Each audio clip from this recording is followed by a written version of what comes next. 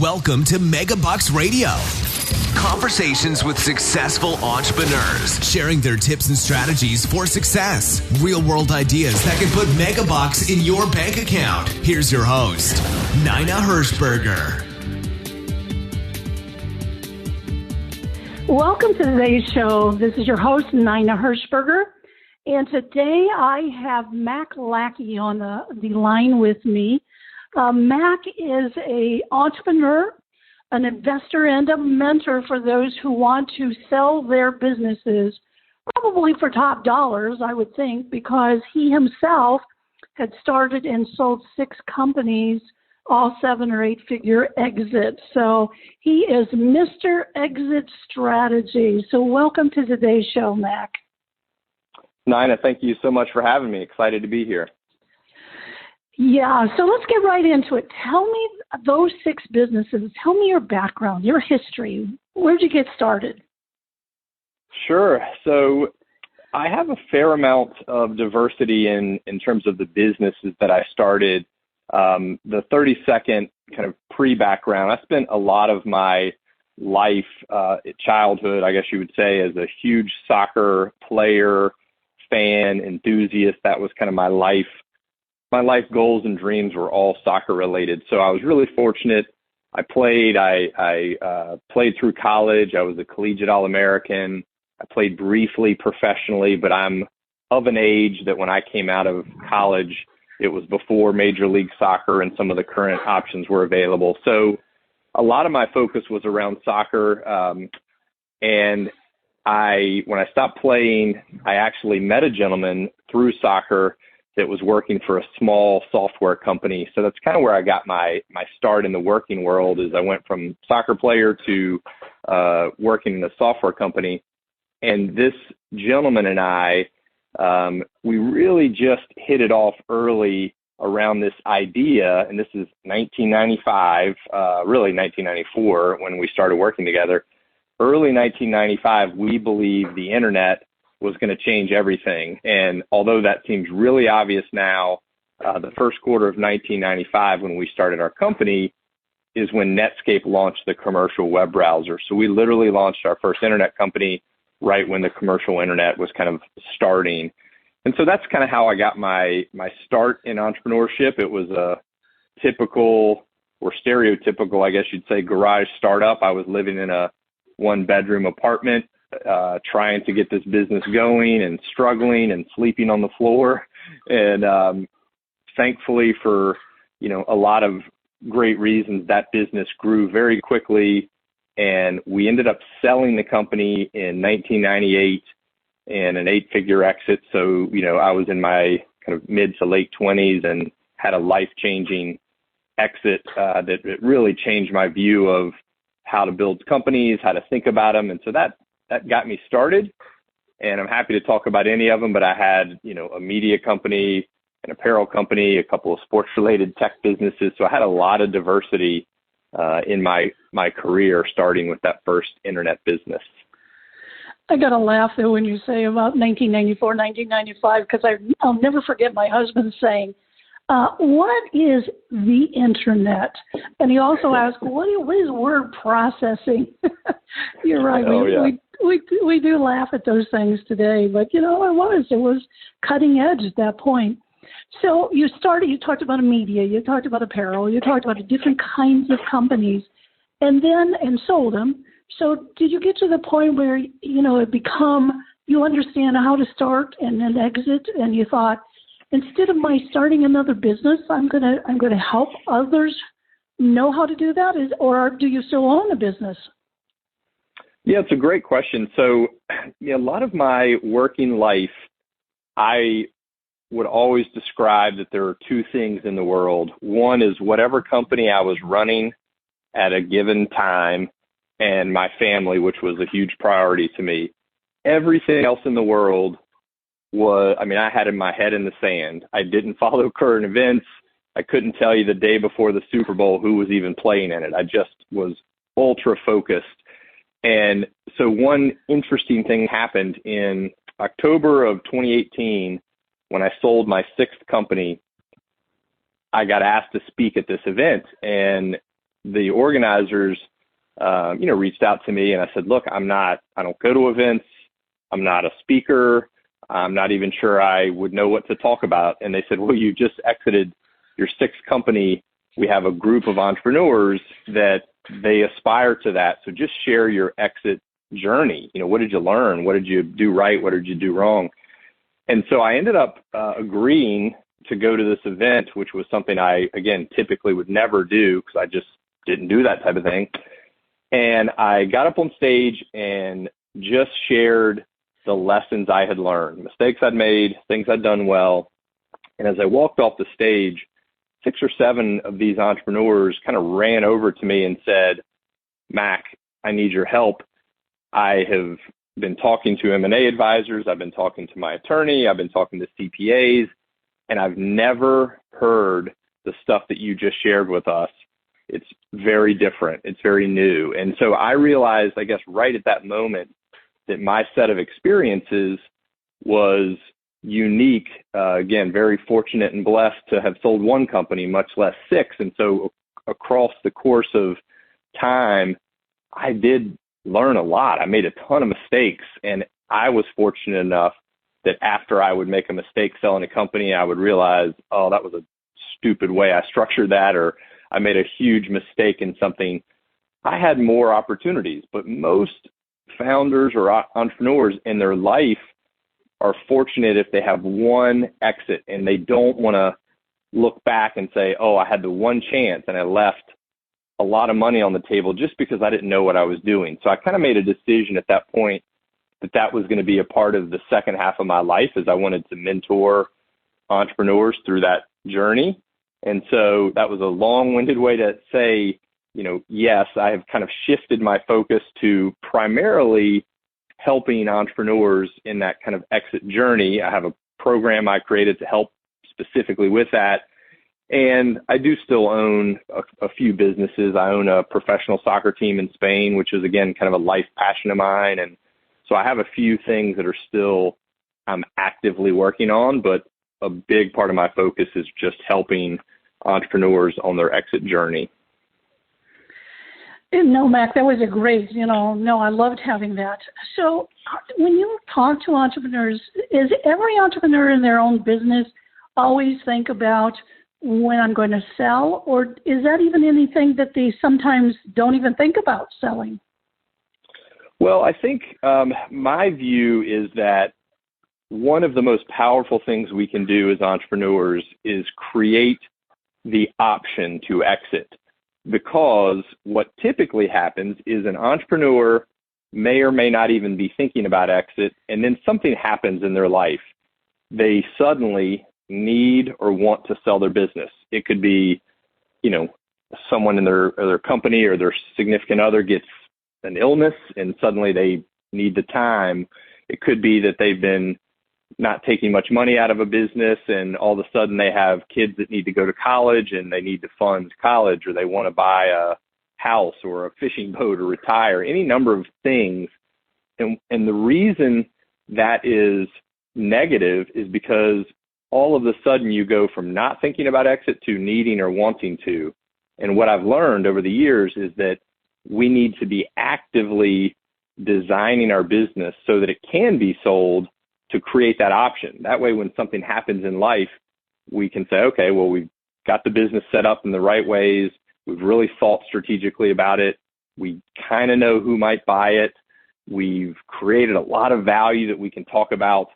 So now we have the option. If we want to sell it, great. If we don't want to sell it, having the option just means we've built a better business. So I learned kind of through this journey that if you optimize for exit and get someone that wants to buy your company and pay maximum value for it, that's all you've done is create the option. You don't have to sell it. You can keep it. But if you haven't created that option, unfortunately, a lot of entrepreneurs get to the point where they suddenly need to sell and they haven't done any of that and they can't maximize the opportunity. Or maybe even not be able to sell it at all. Is that even a possibility? It's a great point. As a matter of fact, statistically, only about 25% of entrepreneurs who are trying to sell, who want to sell, ever get a deal done. So it's only about, really somewhere between 1 in 4, 1 in 5 entrepreneurs who are actively trying to exit can get a deal done. So the odds are not in your favor, but there are a lot of things that we teach people how to do that really changes that dynamic. Okay, so let's go back onto that stage in 2018, and you were delivering amazing stuff. So share with us some of those tips that you shared that day.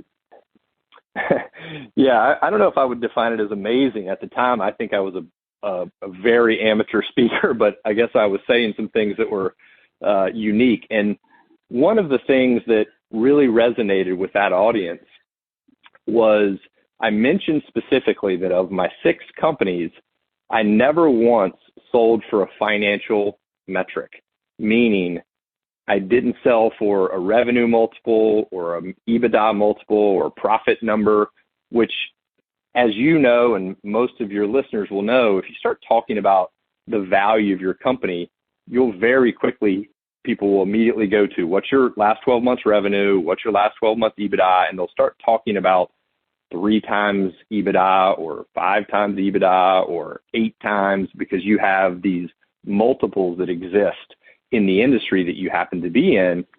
And my experience was, and certainly is today, that the real opportunity is when someone buys your business because of its strategic value. And the strategic value can be lots of different things, but it's you have something that is very meaningful to a buyer. It could be your geographic location in the world. If you have a retail store, or if you have a traditional business, where you're located, who your customers are, the products and services that you've created. Maybe it's something unique about your supply chain, how you procure products or how you distribute products. Those things that are strategic, that's what someone pays significant premiums for, not 3 times EBITDA. Those are very low-level foundational things. So focusing on strategic value and helping people discover what are these things in my business that are valuable and who in the world is interested in them, who needs them. And when you find that alignment, that's when you can create powerful exits. So, Mac, when you were back in the 1995 timeframe, 3 years before you guys actually sold the business, were you thinking in those terms at that point? No, it's really the first and only time in my life that, we started that business because we were excited, and we had this theory or thesis around the internet and e-commerce and all these things that we thought were going to be big trends. And that business created a lot of value. And all of a sudden, the market kind of came to us and said, you guys have created something unique. You seem to be ahead of the curve. You've got great clients. You've got this great location, all these things that kind of mattered. But it wasn't until we sold that business, and we sold it into a company that did a roll-up. So they did, I think, 25 to 30 acquisitions of companies like mine, and then they took all of that public. And I watched that process and why they were paying certain amounts for certain companies and how all that sort of worked. And that was the eye-opener for me. So from that point on, I designed and thought about every business in terms of, are we creating a business that has strategic value? Who cares about that value? I would have on my initial presentations for the companies I started, when I would talk to strategic partners or potential investors, I would have a list of potential acquirers and why they would be interested in acquiring what we intended to build from day one. Not that I was going to, flip the business. I got accused of that kind of in a negative way. A decade ago, people are like, oh, you just build and flip companies. And several of my companies, I would have run the rest of my life. I loved them. I, enjoyed the subject. I had a lot of passion for what we were doing. But when you create enough value and someone comes in and says, I want to pay you millions and millions of dollars for this, I would always say, well, I've got other things I want to do. So this is great. I can transfer that value to a buyer. I can use that money to go start my next company or to travel with my family, which, some of the decisions I made, I pulled my kids out of school and traveled the world for a year. That was because I made a decision to sell early versus just keep the business for another 5 years. But it wasn't designed to sell. It was just that I was constantly thinking about, are we creating the option? Are we creating enough value? Who would buy it? What would they want? And that constant, thinking in the background really created these options for us. Yeah, when you said that, most businesses who want to sell, only 1 in 4, 1 in 5 will actually finish a deal. That's probably because they haven't thought of that value, I'm assuming. Yeah, I think one of the things that happens oftentimes is, again, you get to this point where you need or want to sell, and you haven't proactively thought about all of the things that a prospective buyer is going to care about. And so all of a sudden you might even have someone interested and they say, hey, I'd like to buy your company. Let's start due diligence. Send me all your financials, send me all your documents. And you realize how unprepared you are, how some employees you have great paperwork on and some you don't. And you have agreements with some suppliers and some are handshakes, and your financials are updated but not real recently. And that is the type of thing that sounds really simple, but it's why deals fall apart. People come in and look at your company and say, it's not really prepared. It's not really professional. It's not really organized. And those are simple things to fix. It's a lot of what we teach is how can we do little simple things now that compound into value over time versus waiting until you're 6 months away from hoping to exit and scrambling to get all this work done. I wrote an ebook trying to share all the stuff that I kind of learned, and I talk about some of the shifts that you need to make in your business in this ebook, which I think would be great for your listeners. It's free. I used to sell it. I sold thousands and thousands of copies of it, and then I said, you know what, I just want to make this free because I want entrepreneurs to understand that there's simple things you can start doing right now that really increase the odds of even getting the deal done, period, to your point, because a lot of people don't think about it until it's kind of too late. Give me a couple of those simple ideas. So one of the really interesting things that I found early on is that if you decide to sell your company and you have an interested buyer, one of the first things they're going to do, they'll give you some form of indication of interest, maybe a letter of intent or a document that says what your company, what they might pay for your company. But the minute you even lightly agree, the next step is you're going to start formal or informal due diligence, meaning they're going to send you a list of request list for all of the things that they would like to review about your company. It's the equivalent of a super deep dive into the history of your company and all the details. Well, I took one of the largest transactional law firms in the United States that I've worked with a few times. I took their due diligence request list, which is very thorough, very detailed. It isn't fun to receive it when you're an entrepreneur. And one of the things I always recommend to our people we work with within Exit DNA is, let's take the structure of that due diligence request list, and this weekend, maybe on Sunday, take whatever you use, whether it's Google Drive or Dropbox or Box or whatever you use as your file kind of management, and organize your Dropbox folder with the exact same structure as the due diligence request list. So there's 7 or 8 primary sections, and there are all these details. So it might take you a few hours to get that simple file structure in place, but then every single week going forward, 15 minutes, 30 minutes on a Sunday, for example, just make sure that all of your employee documents for anybody new you've hired or fired or reviews you've done are dragged into those folders. And then anytime you sign a new agreement with someone, it's in the appropriate folder. So it's basically ensuring that you have this really simple file structure.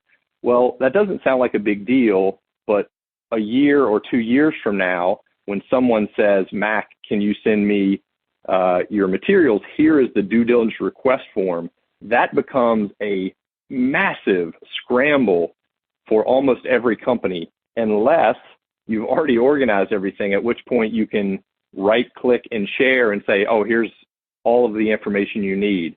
It will floor those prospective buyers. They're not used to seeing that. They're not used to people responding quickly, certainly not in the exact same file format and structure that they've requested the documents.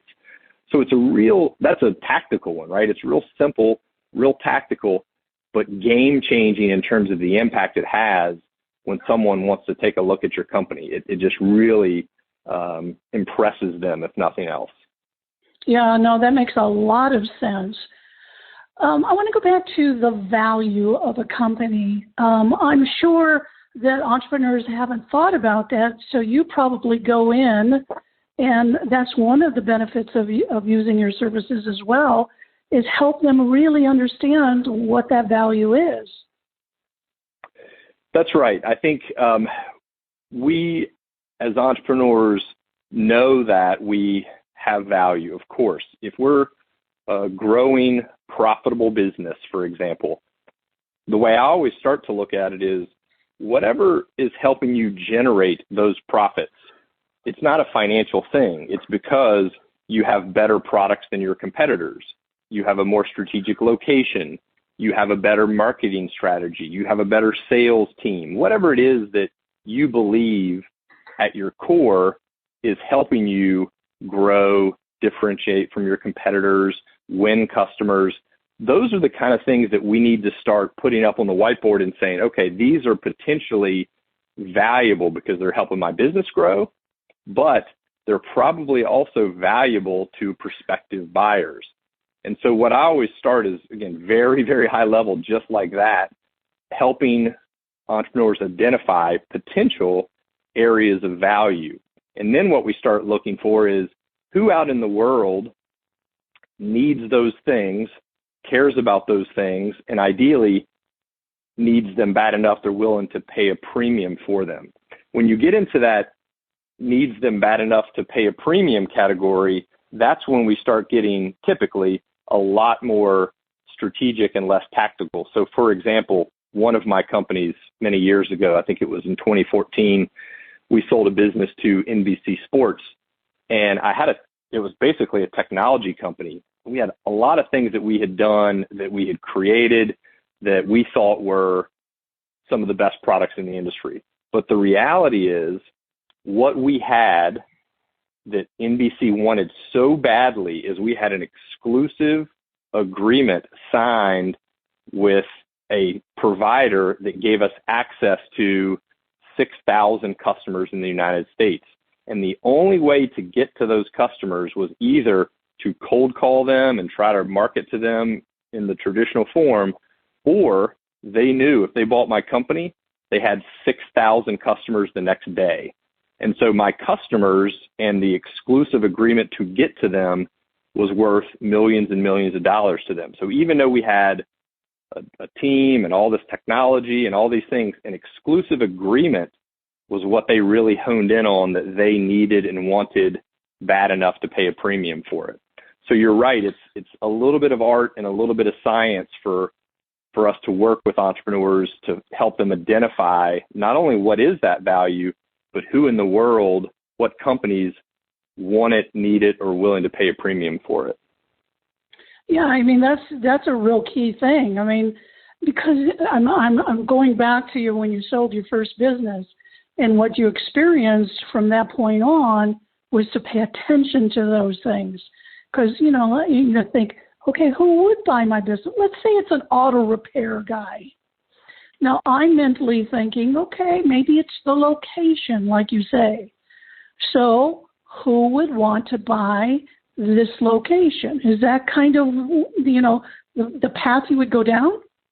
That's exactly right. I think some of it starts as simple and straightforward as that. You're an auto repair shop in a certain market, and you think, who in the world wants an auto repair shop in this market? The path of least resistance is a larger auto repair shop that doesn't have that market, right? So they're in a neighboring town, they're in a neighboring state. You find out that they're looking to expand into your area or your state. In some cases, it could even be a competitor that wants to just reduce competition and control a bigger, share of the market. What we've learned, and I've had some, very, fortunate kind of looking back, is that the biggest multiples are paid when you find someone outside your industry who's trying to break in. And so what I mean by that is, if you were to find someone, just to kind of continue with your auto parts example, that said, you know what, we have a auto parts manufacturing and distribution company that has the parts, and it's a warehouse. And one of the things that they're trying to do strategically is have the full supply chain all the way down to installation and repair. So today they're a parts company, but they're trying to get into the actual repair and installation part of the business. And in order to do that, they're willing to pay a premium because they don't have that today. And the fastest way to do it is to buy it. Now, they could build it over time, but if you have the answer to how do they get into the auto part repair and installation business, that's a perfect match. And you'll often get a bigger valuation than if you just sold to a competitor. So let's keep with the auto repair guy. So he's, getting of the age, and he's thinking, I really would like to exit this. So how do you recommend he starts even looking around for those people who might, or companies who might be interested? What does he do? Does he send them letters? What happens? So one of the things within Exit DNA we have this, we have a whole session on finding the best buyers. And it's often one of the bigger challenges for an entrepreneur is to start thinking strategically beyond their own industry, because that's, again, the path of least resistance. Most of us would say, if we own a $5 million auto repair business, let's go find a $20 million or $30 million auto repair business, because they're probably going to be the best buyers. And that is true in terms of they probably will be interested. But I need my members to start thinking of 3 to 5 industries, so totally, beyond the auto repair. So that's when I would start saying, let's look at both sides of the equation. Are there some manufacturers who don't have a presence in the United States, for example? Maybe they're manufacturing products in Europe and they really need a presence in the United States. Manufacturing is a whole industry. So that's an industry. Now let's look at auto part distribution companies. Distribution is a different business. It's warehousing, it's fulfillment. That's a different industry. We might also say, are there new companies launching that would like to have products put on cars, installed, and they don't want to go through traditional distribution. They would like to go direct to the retailer. And so I really try to force our members to just get out of the box. A lot of times I have to work with them just to think about a lot of different industries. Then the real key is they start researching and tracking those industries and even some of these specific companies. They don't have to know if they're interested yet. They just have to start reading their press releases and, reading what's going on in the industry, because all you need as a business owner is one hook, one manufacturer putting out a press release saying, our German manufacturing company is hoping to start working with retailers in the United States. With that one little nugget, you can pick up the phone and call that manufacturer and say, I have the answer. Or you can go to an M&A advisor and say, we think manufacturers are going to be interested because I read this press release. Can you reach out to 5 of them for me? So it sort of starts the ball rolling. Wow, Mac, that is really, that's brilliant. Absolutely brilliant. I am looking at the clock, and unfortunately the clock is never my friend, but several times you've talked about your program, your members. Let's go down that route right now. What is it you can provide for people who might be listening to this? Because they're all business owners who really might want to have a service like yours. So I would say two things.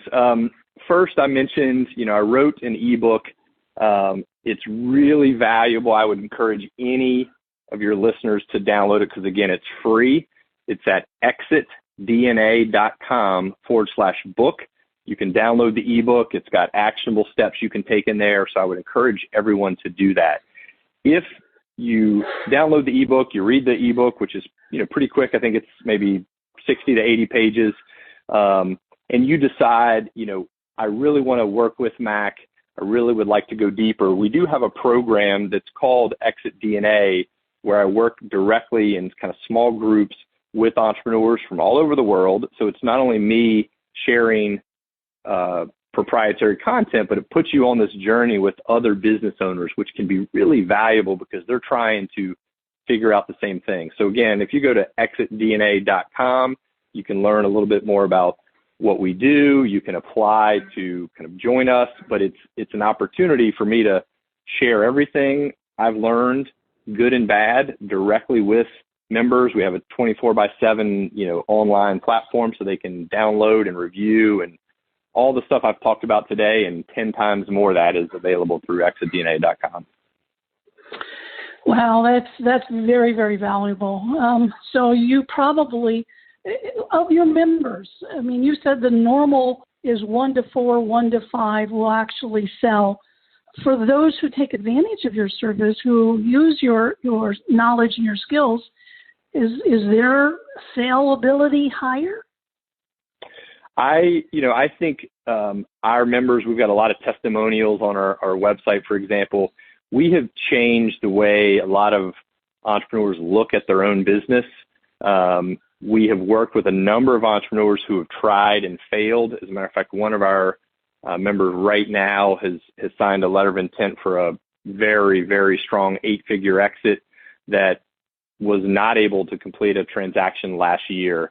And they feel like what we've been able to kind of share and work with them has changed their ability to not only get a deal done, but at a much higher valuation. So we have seen some really, really great results, and I'm very gracious for our members providing testimonials. And so yeah, that's, I'm hearing from most of our members that the return on investment of Exit DNA is 10 to 100 times what they pay, because I don't take any of the business. I don't have any upside. My only incentive is to help founders get the best deal done. So it's a really, really straightforward opportunity, and we've been seeing some really nice results. Well, I expect, you're going to help them even systematize, document, organize, and just doing that probably even makes their business better, even if they aren't in the market to sell right now. Yeah, that's exactly right. I believe that this is truly a no-brainer for pretty much every business owner, because if you take these steps to optimize your business to give you the option to exit, you end up creating more freedom in your life because the business is more, process and system driven. You have smart people that are helping do things on your behalf, because a business that's sellable is a business that the founder or the key entrepreneur is not involved in the critical path of everything. No one wants to buy a company where Mac is answering the phone, writing code, fulfilling software, installing products on cars. I have to have designed my business so the business can operate to some degree without me. So part of this process of getting it ready increases your personal freedom, gives you more typical scale in the business. So it's kind of a no-brainer. I've rarely run into anyone that can convince me that this isn't something they should be doing as an entrepreneur. Yeah, it makes sense. Well, Mac, time is out, but I want to thank you for being such an amazing guest and giving such amazing value and information to the people. That's what I love. I love when somebody can listen to this and literally walk away and do something in their business. So thank you so much. Thank you very much for having me. So this is Nina Hershberger. Again, go to exit, exitdna.com, and you'll learn all about Mac and what he does. But if you add book at the end of that. You can get the free download. His ebook is called Creating the Exit Opportunity.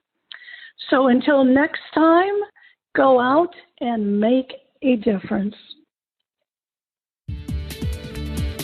Thank you for listening to Megabucks Radio with Nina Hershberger. To learn more about the resources mentioned on today's show or to listen to past episodes, visit megabucksradio.com.